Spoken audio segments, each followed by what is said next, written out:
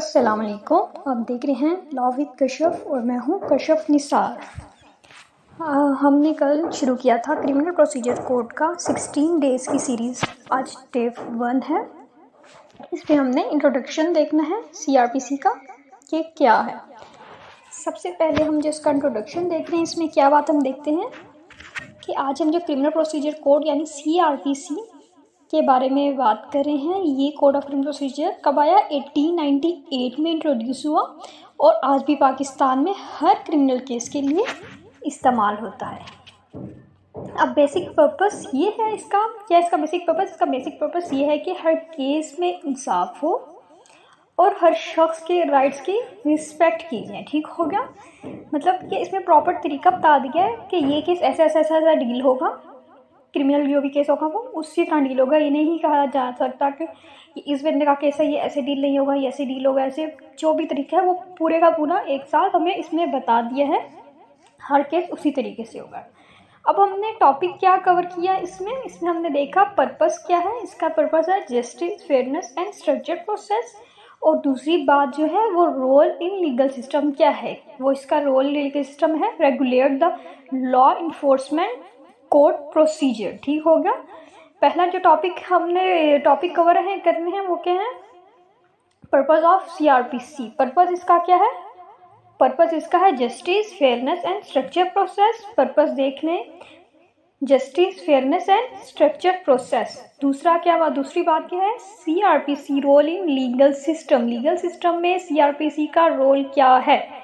इसका रोल है कि regulate the enforcement code procedures. ठीक हो गया? ये इसका रोल है।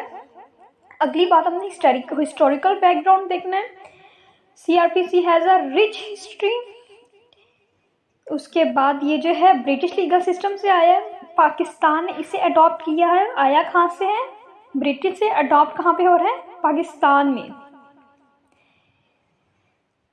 और ये किस बात का? हर सिटीजन के लिए एक स्ट्रक्चर प्रोसेस है। ये इंश्योर करता है कि कोई शख्स या इंस्टीट्यूशन अपनी मर्जी से कोई एक्शन नहीं ले सकता और हर शख्स को फेयर ट्रीटमेंट मिले। ठीक है?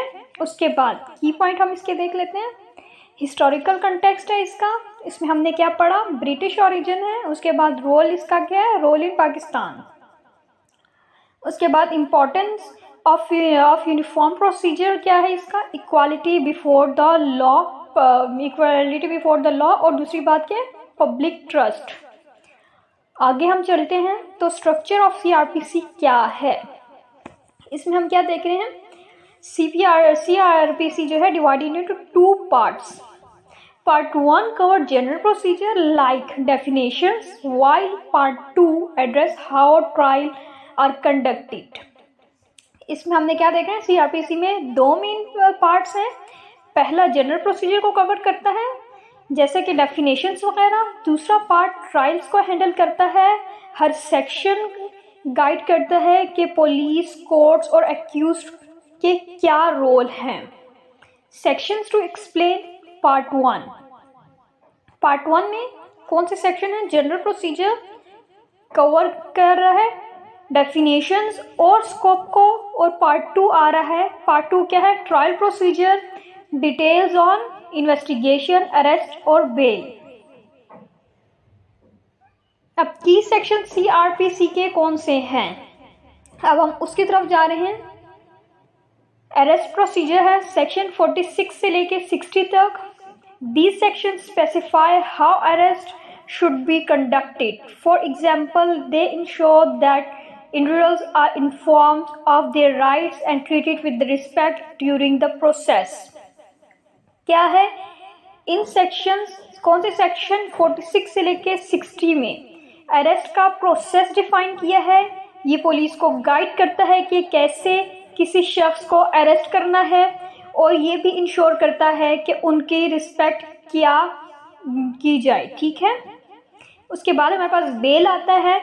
जब हम अरेस्ट देख रहे हैं वो हम 46 से लेके 60 तक देख रहे हैं। उसके बाद हम बेल देख रहे हैं। बेल हमें 436 से लेके 450 तक मिलेगी। बेल में क्या है? Bail vital aspect allowing those accused to be released while awaiting trial under the certain conditions.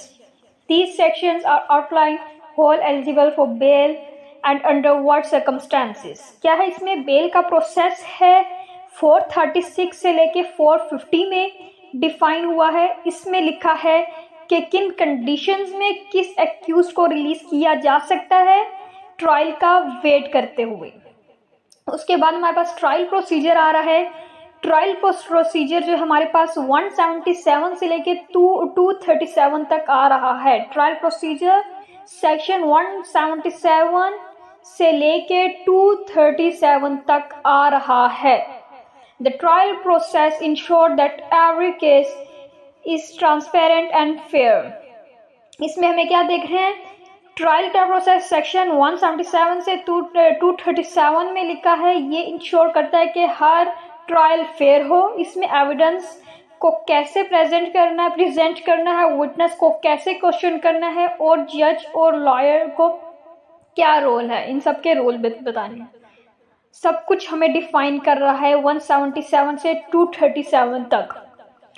उसके बाद हमें क्या आ रहा है? Practical impact of CRPC। CRPC का प्रैक्टिकल इम्पैक्ट देख रहे हैं। CRPC affects each of us not only in criminal cases but also by setting standards that everyone in society follows. For example, it gives right to citizens during arrest and allows legal resources in case of injustice. CRPC her citizen पर impact डालता है। हर शख्स को किसी के criminal case हो या ना हो, ये सोसाइटी में स्टैंडर्ड सेट करता है। उसके बाद हम क्या देख रहे हैं? हमारा राइट्स ऑफ प्रोटेक्शन है, right during arrest, trial, evidence handling है। अगली बात हमने जो देखे अकाउंटेबिलिटी फॉर लॉ इन्फोर्समेंट है।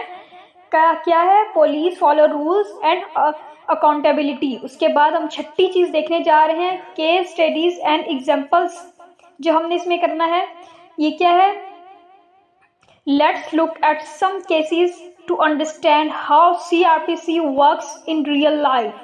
For instance, in case where the accused was denied bail unfairly, CRPC provides a legal basis for their release.